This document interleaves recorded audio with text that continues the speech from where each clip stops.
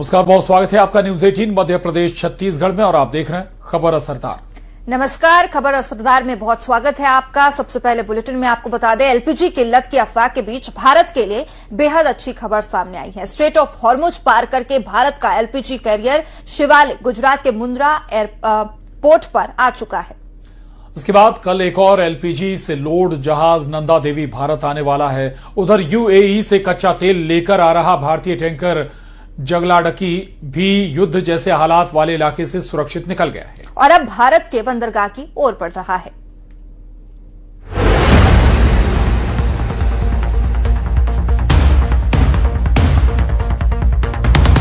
देश में तेल गैस की संकट की अफवाहों के बीच लगातार हॉर्मुज स्ट्रेट से तेल और गैस लेकर भारतीय जहाजों का लौटना जारी है।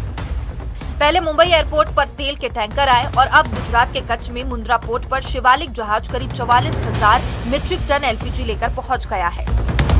इजराइल, अमेरिका और ईरान के बीच चल रही जंग के बीच स्ट्रेट ऑफ हॉर्मुज से निकलकर जब भारत का शिवालिक जहाज मुंद्रा पोर्ट की तरफ बढ़ रहा था तो समंदर में इंडियन नेवी इसे स्कॉट कर रही थी। स्ट्रेट ऑफ हॉर्मुज से सुरक्षित निकला एलपीजी वाहक जहाज शिवालिक शाम करीब 5 बजे मुंद्रा पोर्ट पहुंचा। आज शिवालिक जहाज मुंद्रा एयरपोर्ट पर आया है। कल नंदा देवी जहाज कांडला पोर्ट पहुंचेगा। इन दोनों जहाजों में कुल मिलाकर 92,700 मीट्रिक टन एलपीजी है, जो देश में एलपीजी की आपूर्ति में काफी मददगार साबित होगा। उधर यूएई से कच्चा तेल लेकर आ रहा भारतीय टैंकर जगलाडकी युद्ध जैसे हालात वाले इलाके से सुरक्षित निकल गया है और अब भारत के बंदरगाह की ओर बढ़ रहा है। जहाज में करीब 80,800 टन क्रूड ऑयल है। सभी क्रू मेंबर सुरक्षित हैं और जहाज की यात्रा पर लगातार नजर रखी जा रही है। The Indian flag vessel Jagladki, which sailed from UAE on 14th of March, it is carrying about 81,000 of Murban crude oil, is safely en route to India, and it has this vessel and all Indian seafarers on board are safe. They'll be reaching tomorrow at Mundra port. Paschim Asia में जारी संघर्ष के कारण अब भी कई जहाज समुद्र में फंसे हैं। सरकार के मुताबिक भारतीय झंडे वाले 22 जहाज अभी भी हॉर्मुज स्ट्रेट के पश्चिमी हिस्से में मौजूद हैं। इन जहाजों पर सैकड़ों भारतीय नाविक काम कर रहे हैं। सरकार इन जहाजों की सुरक्षा को लेकर लगातार कोशिश में जुटी हुई है और इसके लिए भारत और ईरान के अधिकारियों के बीच हाई लेवल बातचीत भी हुई ताकि इन जहाजों को सुरक्षित रास्ता मिल सके। 22 vessels, as was reported on Saturday also. 22 Indian flagged vessels with 611 Indian seafarers remain in the west of the Strait of Hormuz in Persian Gulf, and DG Shipping continues to closely monitor the situation in coordination with ship owners, the recruitment and service licensee, and Indian missions in the region. इस बीच सरकार ने PNG को बढ़ावा देने पर जोर दिया। नया पीएनजी कनेक्शन लेने पर 500 रुपए की छूट दी जाएगी। अगर 31 मार्च से पहले कनेक्शन लेता है और गैस लेना शुरू करता है तो उसको 500 रुपए का फ्री गैस देने की उन्होंने बात की है। इसी तरह महानगर गैस ने भी कुछ इंसेंटिव्स दिए हैं और सिक्योरिटी डिपॉजिट को भी वेव ऑफ करने का बात कहा है। मिडिल ईस्ट में युद्ध के चलते हालात कठिन हैं, जिसकी वजह से सप्लाई चेन पर असर जरूर पड़ रहा है, लेकिन पेट्रोलियम मंत्रालय ने एक बार फिर साफ किया है कि देश में तेल और गैस की न कोई किल्लत है और न ही कोई संकट है। Bureau report, news 18। अब बात राज्यसभा चुनाव की, जिसमें बिहार से लेकर उड़ीसा तक विपक्षी खेमे को बड़ा झटका लगा है। बिहार में एक भी क्रॉस वोटिंग तो नहीं हुई, लेकिन आरजेडी और कांग्रेस के 4 विधायकों के वोट न डालने की वजह से महागठबंधन पर एनडीए भारी पड़ गया और एनडीए के 5 उम्मीदवार जीत गए। उधर ओडिशा में राज्यसभा चुनाव में जमकर क्रॉस वोटिंग हुई और इसका फायदा बीजेपी समर्थित निर्दलीय उम्मीदवार को मिला है।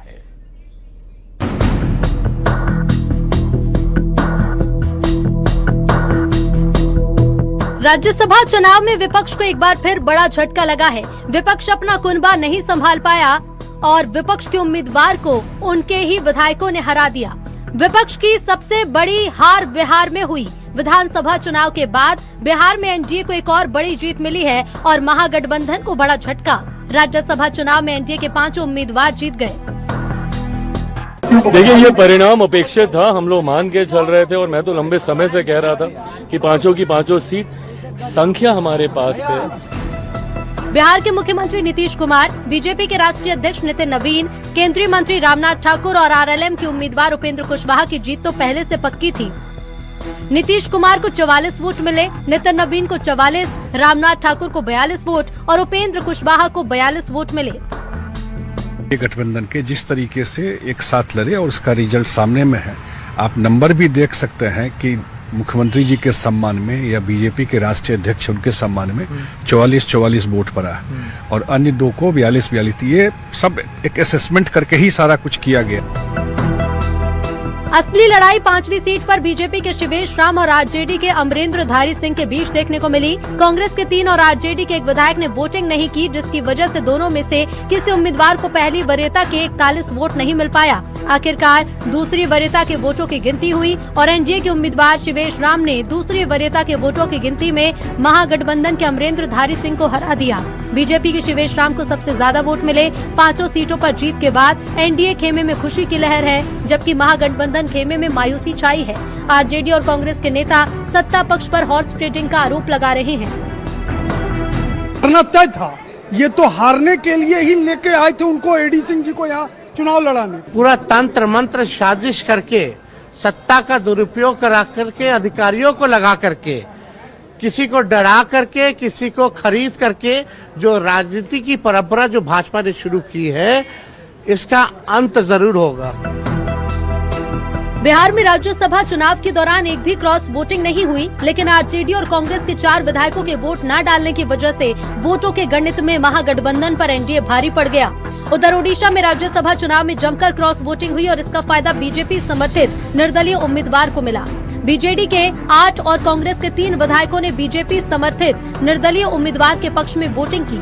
राज्यसभा चुनाव में हार से एक बार फिर विपक्ष सवालों के घेरे में है और सवाल ये कि कब तक हार का ये सिलसिला जारी रहेगा।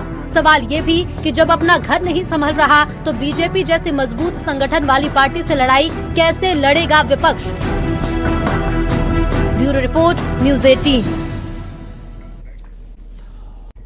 और 5 राज्यों में विधानसभा चुनाव के ऐलान के बाद चुनाव आयोग का एक्शन शुरू हो चुका है। आचार संहिता लगने के मात्र 24 घंटे के अंदर बंगाल में 5 बड़े तबादले हो चुके हैं, जिसमें मुख्य सचिव, गृह सचिव और डीजीपी जैसे बड़े बड़े नाम शामिल है। और ममता बनर्जी इन तबादलों पर बेहद गुस्से में है। संसद तक हंगामे की गूंज सुनाई दी है।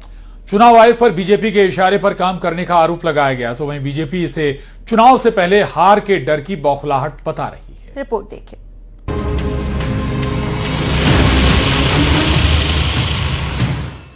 5 राज्यों में चुनावी बिगुल बज चुका है। असम, पश्चिम बंगाल, तमिलनाडु, पुडुचेरी और केरल में चुनावी तारीखों का ऐलान हो चुका है, लेकिन सबसे बड़ा एक्शन बंगाल में दिखा है। चुनाव की घोषणा के मात्र 12 घंटे के भीतर देर रात 4 बड़े अधिकारियों के तबादले हो गए और 24 घंटे पूरे होने से पहले पश्चिम बंगाल के डीजीपी का तबादला भी हो गया।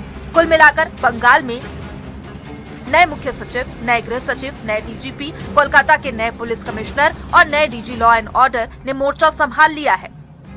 टीएमसी और दूसरे विपक्षी दल इस पर सवाल उठा रहे हैं। They have all the power to do it. They can also say I'm wearing a blue shirt and not a white shirt. Bengal में अधिकारियों के तबादले की गूंज संसद में भी सुनाई दी। संसद में यह मुद्दा उठाने के बाद टीएमसी सांसदों ने पूरे दिन के लिए सदन से वॉकआउट कर दिया। भारतीय जनता पार्टी चुनाव से मिलकर के बंगाल में अधिकारियों को हटा रही होगी, लेकिन बंगाल की जनता आदरणीय ममता बनर्जी जी को अच्छे वोटों से ऐतिहासिक जीत दिलाने का काम करेगी। 4 राज्यों का और 1 यूनियन टेरिटरी का अनाउंस किया है, पर जो कार्रवाई हो रही है तबादले की वो सिर्फ वेस्ट बंगाल में हो रही है। उधर बीजेपी इसे सामान्य चुनावी प्रक्रिया बताते हुए विपक्ष पर पलटवार कर रही है और आरोपों को चुनाव से पहले ही हार का डर करार दे रही है। महाराष्ट्र में जब चुनाव हुए थे, महाराष्ट्र को नया डीजीपी दिया था और महाराष्ट्र को नए चीफ सेक्रेटरी भी दिए थे। महाराष्ट्र में होने के बाद हमने उसको स्वीकारा और हम चुनाव के सामने गए। चुनाव आयोग मेरे जैसा लोग रहे तो मैं ममता बनर्जी को ही अपदस्थ करके पावर विहीन अभी भर चुनाव करवा दूं, क्योंकि ये सत्ता के बगैर चुनाव जीत नहीं सकती। ये तो सप्लायर बन गई पूरे देश में, बांग्लादेशी मुसलमान, रोहिंग्या मुसलमानों को भेजने वाली। ऐसा नहीं है कि चुनाव आयोग का एक्शन सिर्फ पश्चिम बंगाल में ही देखने को मिला है। चुनाव आयोग ने असम के 5 जिलों में एसएसपी बदल दिए हैं। साथ ही तमिलनाडु में 4 आईपीएस अफसरों के तबादले किए गए हैं, लेकिन पश्चिम बंगाल में टॉप 4 अफसरों के तबादले ने विधानसभा चुनाव में विवाद, टकराव और सियासी तनाव की नई लकीरें खींच दी है। Bureau report, news 18।